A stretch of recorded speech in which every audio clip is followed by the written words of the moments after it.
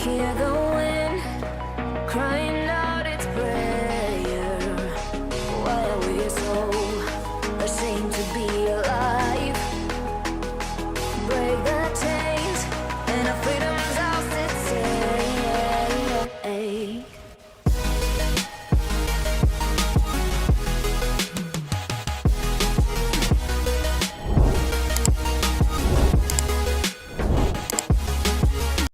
What's going on, guys? It's Swimzyy here, and welcome back to a brand new Warframe video.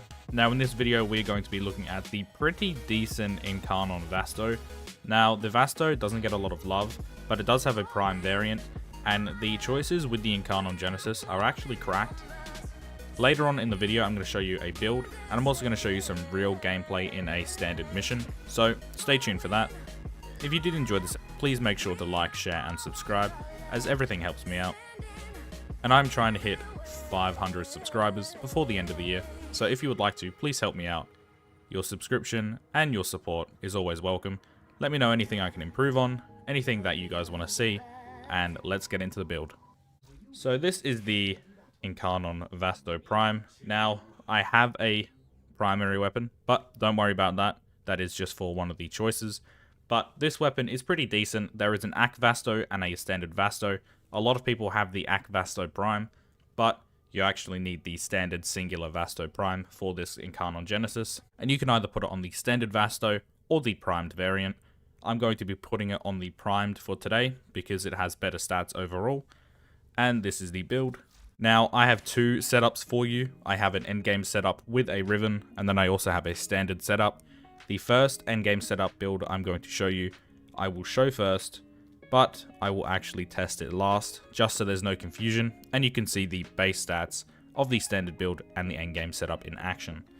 Now with this setup, I have a Riven, Vasto Zeti Critiato, negative 90.8% weapon recoil, plus 146.4 critical chance, and plus 84.2% electricity. I'm also running primed target cracker for 100% critical damage, primed pistol gambit for 187% critical chance, pistol pestilence for plus 60% toxin, plus 60% status chance, galvanized shot, plus 80% status chance, on kill, plus 40% direct damage per status type affecting the target for 14 seconds. It also stacks up to 3 times. I'm also running scorch, plus 60% heat, plus 60% status chance, galvanized diffusion for that plus 110 multi-shot, and on kill plus 30% multi-shot for 20 seconds, which also stacks up to 4 times. Plus I'm running Hornet Strike plus 220% damage for pistols, and I'm also running secondary Merciless rank 5 for that arcane, on kill plus 30% damage for 4 seconds, stacks up to 12 times, and we get plus 30% reload speed. On the left hand side at the stats, we have critical chance at 268.7%, critical multiplier 6.4 times, status 96%, and we are dealing heat and corrosive damage for a total of 2,739 damage. Moving on to the standard setup, we have creeping bullseye plus 200% critical chance, negative 20% fire rate, lethal torrent plus 60% fire rate plus 60% multi-shot, target cracker for that 60% critical damage. Then we're also running jolt plus 60% electricity plus 60% status chance, scorch once again plus 60% heat plus 60% status chance, pistol pestilence plus 6% toxin plus 60% status chance, hornet strike for that massive 220% damage, and barrel diffusion for that 120% multi-shot. I'm also running the same R5 Arcane Secondary Merciless. You don't have to run this if you don't have it, or if you don't want to. The choice is up to you.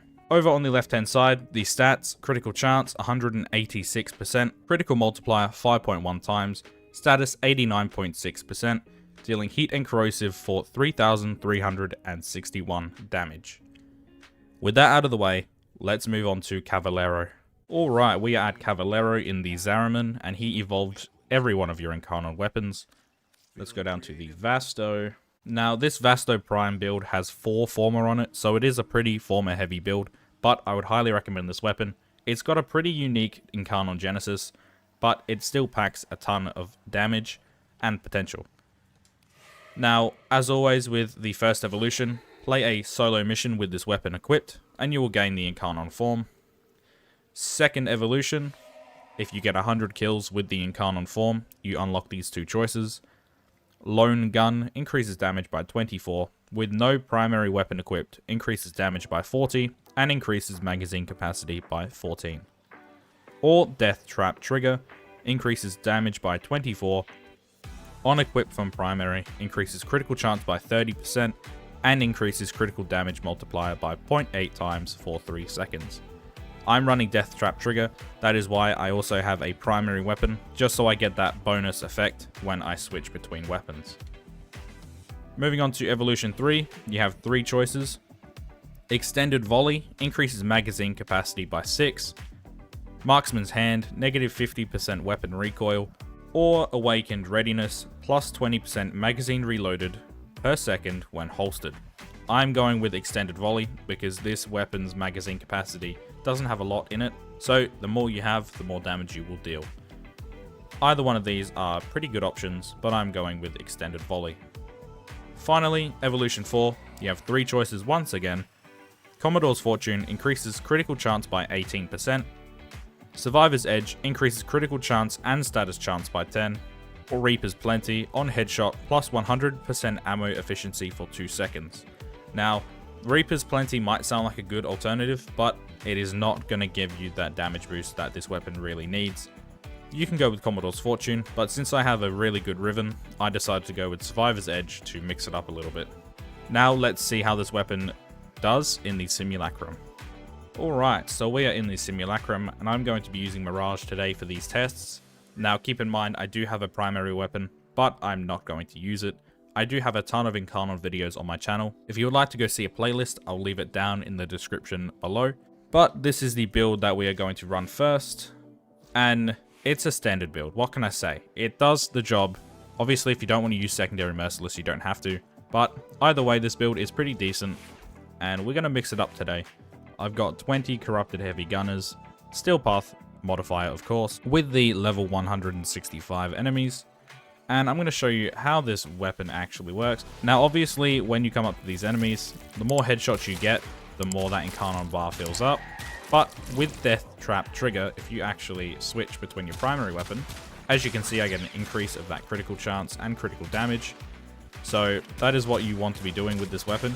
You are going to want to switch between primary and secondary to deal the most amount of damage possible. And that extended magazine capacity, you can see why I chose it. It just makes this weapon a lot better and a lot more versatile. As you can see, switching between the primary and secondary weapons is giving us an increase in boost. So it is worth it over the other choice without using a primary weapon. So that's why I chose Death Trap Trigger. As you can see, we're killing these enemies faster, and it is doing a lot more damage. Now with the Incarnon form, it is actually pretty unique. So when you switch between to activate that buff, you will shoot, and you will actually unload 6 bullets at the enemy. Now, depending if you have punch through, as you can see, I hit both of those enemies. So it is a pretty unique Incarnon gimmick. And every time you switch, you get those nice orange and red crits. And this weapon becomes a lot more fun. Now, it's not the best Incarnon Genesis by far, but it is still pretty unique, and I think it puts up a good fight, and it's a good addition to the game. It's so fun to just use this. Now remember, this is the standard build, so the endgame setup is actually even more cracked. Once I kill this enemy, there we go. I'm going to spawn these guys again, and I'm going to show you with all of Mirage's abilities, just how much damage you can deal. So activate the first, second, and third. Switch to get that Death Trap Trigger. Look at that damage. That is magnificent.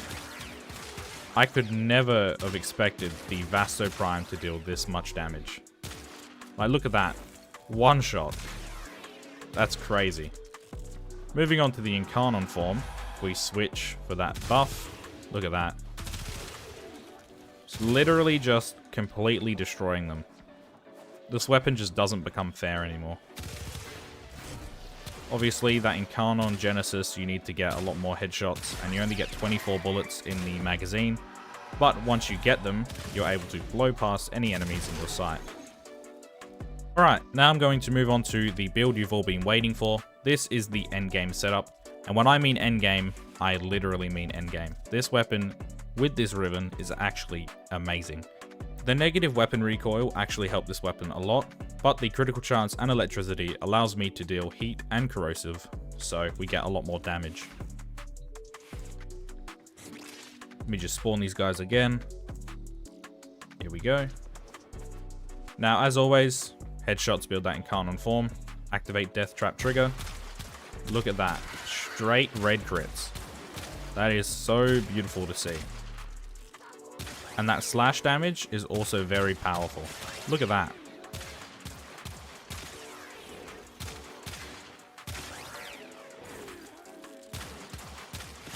This weapon is actually pretty decent, I'm not gonna lie. It actually surprised me a lot. Moving on to the Incarnon form, activating that Death Trap trigger. Look at that. That's without any abilities. That is absolutely insane. I would highly recommend getting this Incarnon Genesis. Activate the Incarnon again. There we go. Look at that. So much red crit. It's actually ridiculous. Alright, now I'm going to spawn them for a final time, and I'm going to use all of Mirage's abilities. And of course, you guys already see where this is going. We are going to absolutely decimate these enemies. Look at that. One shot, one shot, one shot. This weapon is just way too good. Moving on to the Incarnon form. Activating that Death Trap trigger. Just too much damage. Switch.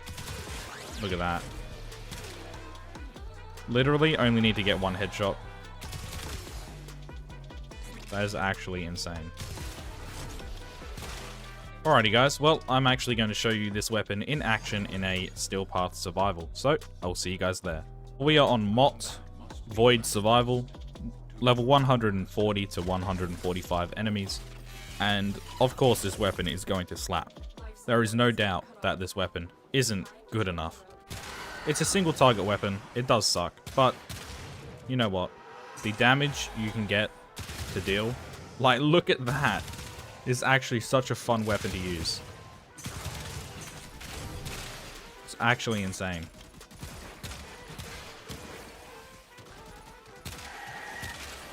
Form is actually really fun to use. It doesn't seem like it's fun, but when you blow by a lot of enemies in a single shot, that is amazing. Oh, we've actually got some syndicates coming after us. I wonder what syndicate it is. Suda. Let's test this weapon out against these Eximus. This doesn't normally happen. Let's check this weapon out. Oh my god. Literally the fastest I've ever killed a bunch of Eximus.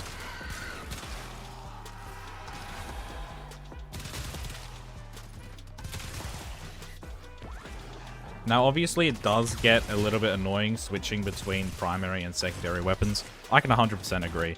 It is kind of annoying me, but that damage output that you get from actually switching, you just can't beat it. I would rather Death Trap trigger over the other choice. Sorry, I forgot the name of the choice. I feel like this weapon is an A tier weapon. Like, look at that damage. I would highly recommend that you try to get this weapon, because it is actually really fun to use.